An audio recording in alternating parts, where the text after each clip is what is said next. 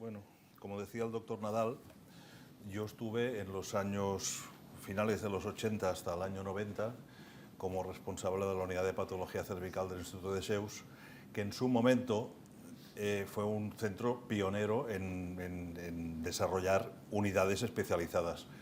Y entonces ahí, pues bueno, yo tengo mis referentes cuando aprendí y he puesto estas 4 personas porque para mí son un referente. El doctor Fresnadillo, porque se pasó la vida insistiendo en que la patología cervical y el cáncer de cuello era causado por la clamidia, y el pobre hombre pues no llegó a conocer el papilomavirus. Y es curioso porque en cierta forma tenía razón, porque yo siempre he pensado que la patología cervical y las lesiones premalignas y malignas de cuello uterino es un compendio de patología, y la infección por clamidias aparece casi en el 12% de las lesiones precancerosas y cancerosas, junto con el papilomavirus. Con lo cual yo también pienso en cierta forma que es un cofactor, ¿no? El doctor Porchintoré, porque fue una eminencia en el hospital clínico en patología cervical y porque en oncología ginecológica, y de él aprendí muchas cosas de la patología cervical. El doctor Santiago de Seuss, porque me enseñó a hacer colposcopia, y tuvimos nuestras grandes discusiones porque él era un pragmático haciendo las cosas, y el que fundó la unidad de patología cervical. Y después, como cosa curiosa, el doctor Jacques Chamou, que era un ginecólogo francés, que diseñó un histeroscopio que podías hacer la microcolpohisteroscopia de contacto, y junto con el doctor Labastida, que era en aquel momento mi jefe, aprendimos a hacer la microcolpohisteroscopia, que realmente es una cosa preciosa, pero que tiene un aprendizaje muy dificultoso. Entonces, como datos históricos, bueno, yo sigo pensando que el señor Papanicolau, que era un emigrante griego que se fue a vivir a Estados Unidos, es el gran benefactor de la patología cervical y de la ginecología en las mujeres, y estamos hablando de 1920. Ha llovido un poco, pero son 100 años. La citología líquida, después, posteriormente, en Estados Unidos, en el año 96, mejoró la técnica de Papanicolau, pero también encarece los tratamientos y los costos, y por lo tanto la citología clásica aún sigue teniendo su validez. La colposcopia, que la inventó Hirschman en 1926, que es un microscopio, bueno, es una lupa, que lo que hace es aumentar la visión del cuello, y tienes que utilizar una serie de productos para poder visualizar las lesiones, como son el ácido acético y la solución de Lugol. La microcolpohisteroscopia, que aunque se inventó en Austria en 1940, Amu la puso en marcha y la comercializó con la Casa Storz en el año 1980, y luego los test de papilomavirus, que empezaron en 1981, pero se hizo la clasificación de Bethesda en el año 2002.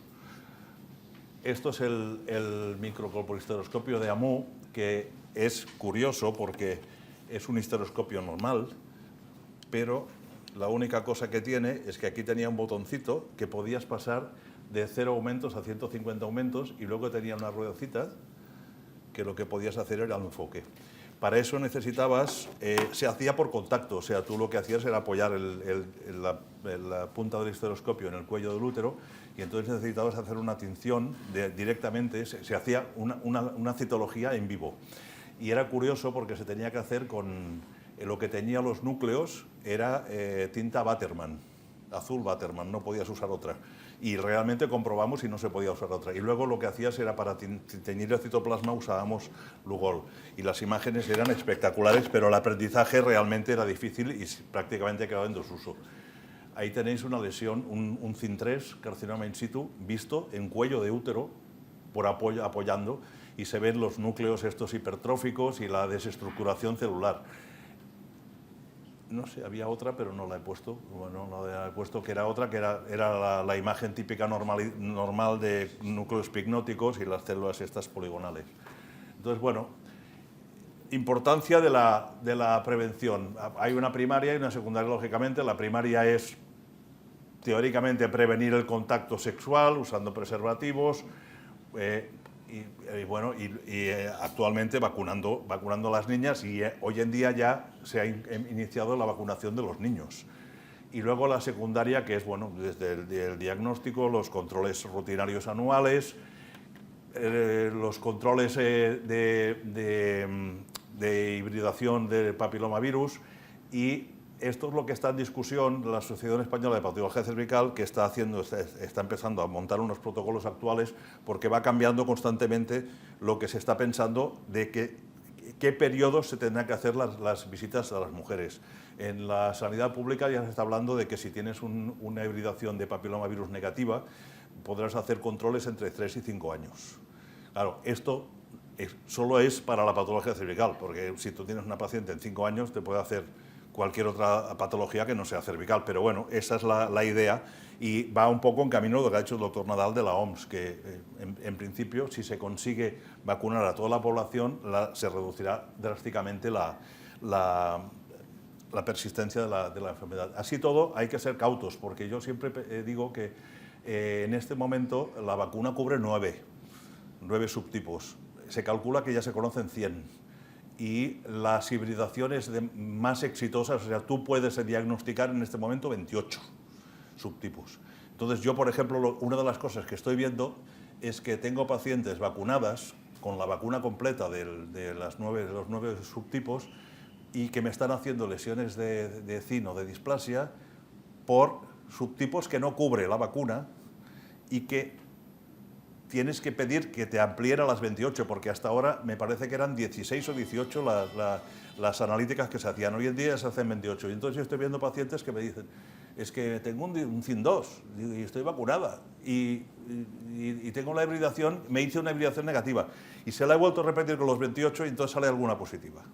Entonces, bueno, estamos en el buen camino, pero yo creo que hay mucho camino para andar. Esta es la evolución que pasa desde el inicio de la actividad sexual.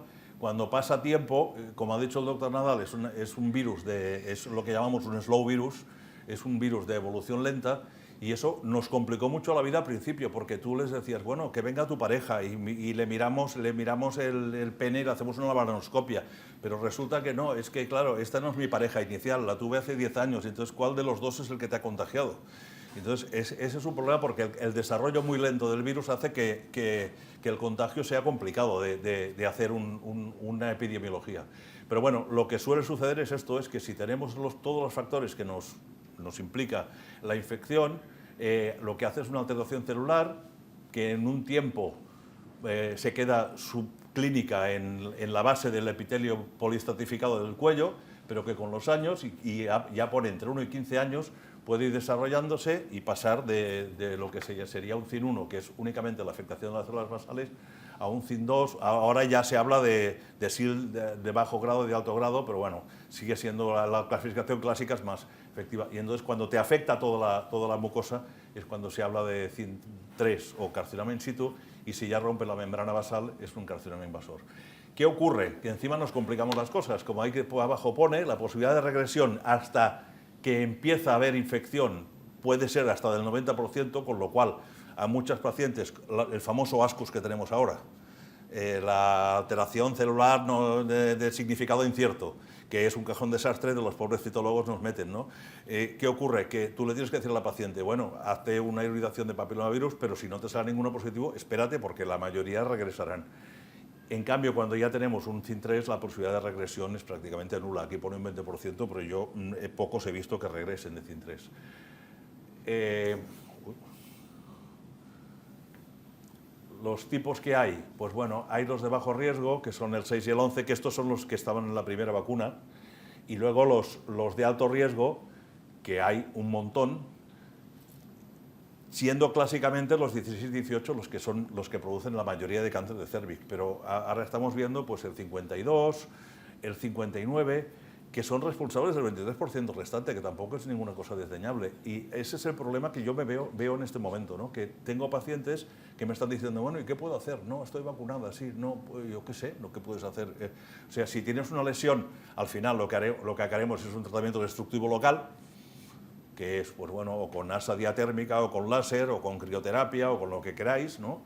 Y si no, pues hacer controles periódicos a ver si tienen la suerte de que regresan o no. Y esta no la veo. Energía, estrategia, eliminación. Bueno, lo que, más o menos esto es el protocolo de lo que sería hacer el seguimiento de estas pacientes, ¿no? vacunar a todas las niñas, más o menos se vacunan alrededor de los 12, 14 años. Lo que pasa es que ahora estamos empezando a ver las primeras niñas que se vacunaron, que creo que fue hace 28 o 30 años. Y entonces estas son las que estamos empezando a ver que hay otra vez alteraciones displásicas.